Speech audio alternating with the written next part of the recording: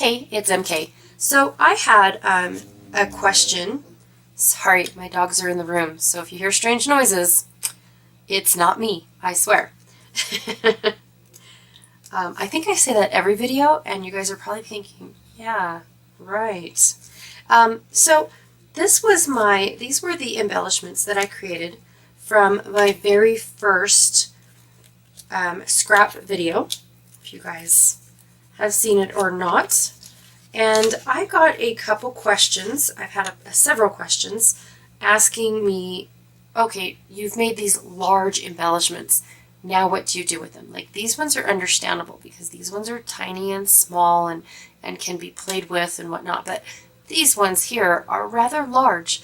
And I was asked, what do I do with them? How do I put them on a layout? So I decided to do a layout, and I'm going to scrapbook these two photos here.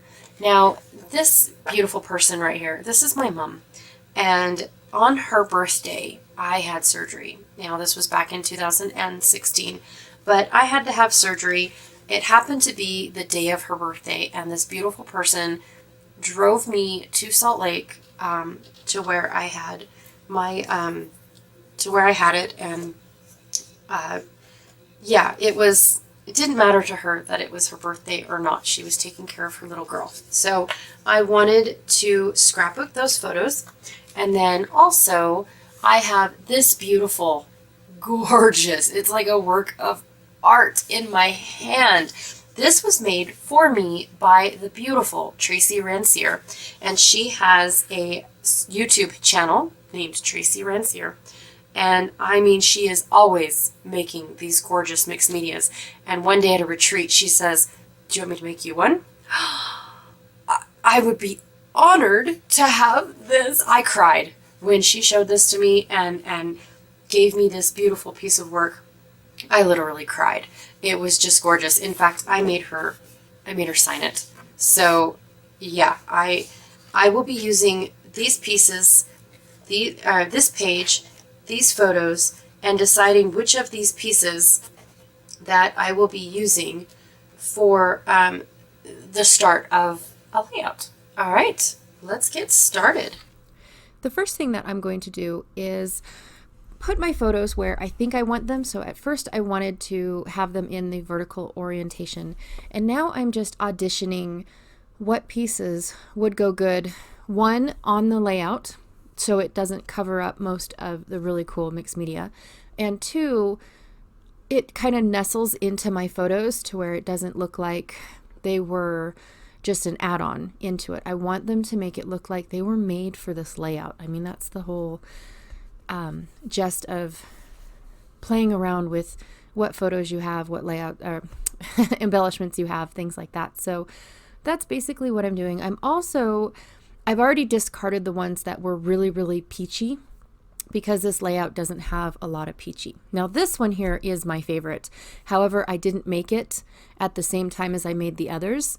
And it also is kind of a little too happy and cheery for me. So I decided, no, I'm going to use these ones because these are the ones that I said I was going to. Now, when I finally decided how I was going to have my pictures oriented, I decided on these two specific clusters. I really liked how they filled up the page, but yet they left the mixed media portion. I kind of really wanted the butterfly one to go down where the clusters were, but it didn't happen. Now I went into my stash and pulled out some cardstock to back my photo, some thickers or sticker letters, I don't really know what they're called, and some frames. The frames that I have are actually two different types of frames. I got them from my secret, not secret sister. Anyway, I have no idea how to say it. Go me. I got them at a retreat from my secret sister, and I will be altering one of them so they both look the same. Okay. Right now I am just adding my photos to the photo mat. I cut them down. I think I cut them down to a 4x4. I'm not really sure exactly the measurement. I just kind of cut them down so that way they didn't take up the majority of the page. Now I went into my stash again and pulled out some glitter paper that closely matched the other glitter paper for the smaller frame. And basically what I'm doing is I'm going to cover up the edge, all the edges of the larger photo mat, or it's not a photo mat, it's a frame. And I'll be putting liquid adhesive on them because I want it to cover like all over. So I want it to ooze out the side so that way I can kind of like get the glitter paper to stick on the sides of the frame too, because it's not exactly flush. I don't know how to describe it, but I'm not going to make you guys watch this because the lighting is absolutely terrible. I did want to show you guys how I was going to actually get this to happen. So now there are my two frames. I think they look pretty close alike. They're not going to be next to each other on the layout, so I think that nobody will notice that they're not identical. And now I'm going to glue them down to my photo clusters. And I think that they just add a little bit of, I don't know, like shock and awe. I don't know. But isn't it amazing how perfect they fit inside the frame? I absolutely love that. Now I got these frames in August and I made these clusters. Oh my gosh. I don't know. I have no idea. I have a video, so that's when I made them.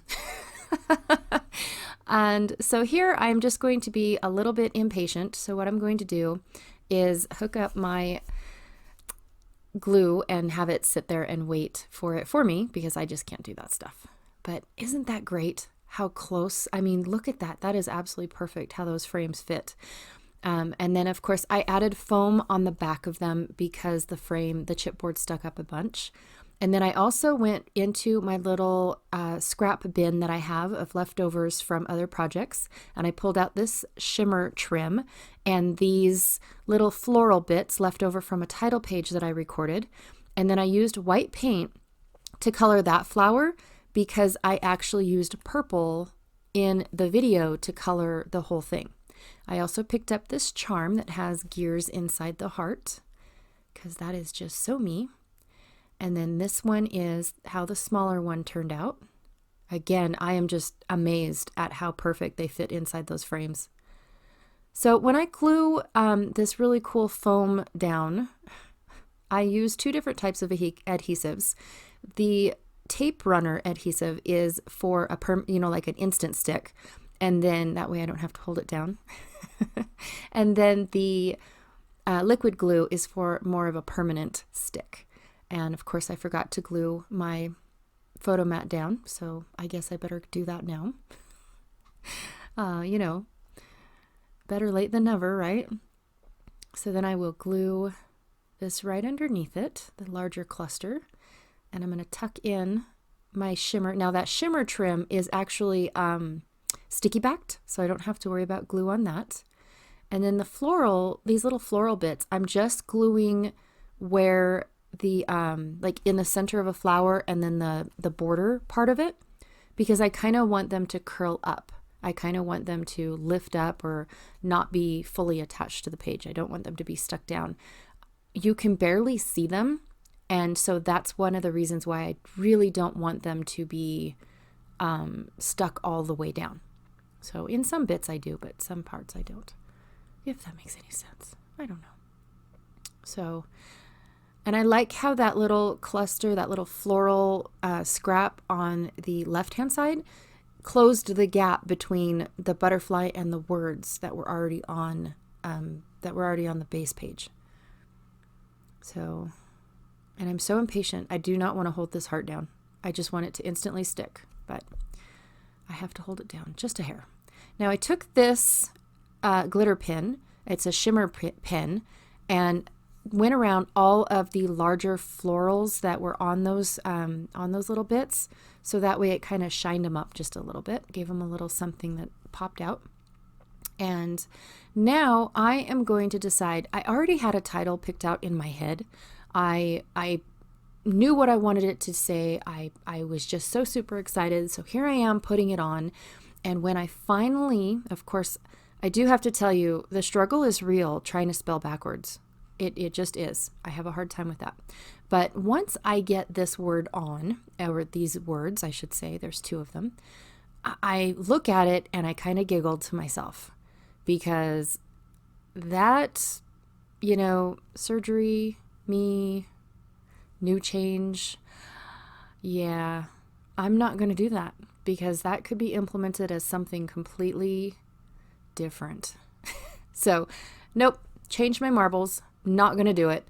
And I'm not going to make you guys, watch me take all this back up because then I tried it again. I tried it again with a different word. And the other word was new beginning. Well, isn't that the same as new change? It was in my brain. So again, no, I took all that back up too. And I'm not going to make you guys watch it. So this is the actual title that I'm laying down now that I stuck with. And even after, well, this is the title that that I chose. Here in a minute, it just says "Just Breathe," and I still have not figured out those little ruler thingy mabobs for these letters. So I still do the whole adjust it one at a time, put it on by hand. It works for me, and I feel like I'm not really playing around with them, but. Anyways, so Just Breathe is the title that I picked. And I do have to tell you guys that after I had already liquid glued all of my letters down, I realized, you know what? I should have put down "Finally Can Breathe." Because honestly, that is how I felt after this surgery. It took me forever to find a doctor that would actually approve of the surgery, because everyone was going off of my age. And so it was kind of annoying, kind of depressing, because nobody was listening to me. Nobody would take any tests to see, what's going on. And so I finally was able to find a doctor that would listen and understand my pain, basically. So I should have changed it to "Finally Breathe," but I didn't. Because of it was liquid glued down and I didn't want to rip up my cluster. So I just added all of these little, they're not shiny enamel dots, but they are enamel dots. They're just these tiny little ones. And I am done. I hope you guys enjoyed it. I hope you guys understand now how the little clusters can be used. That's where I used the shimmer trim on those little bits of floral little leftovers. And here are the close-ups. I hope you enjoyed. Thank you so much for watching.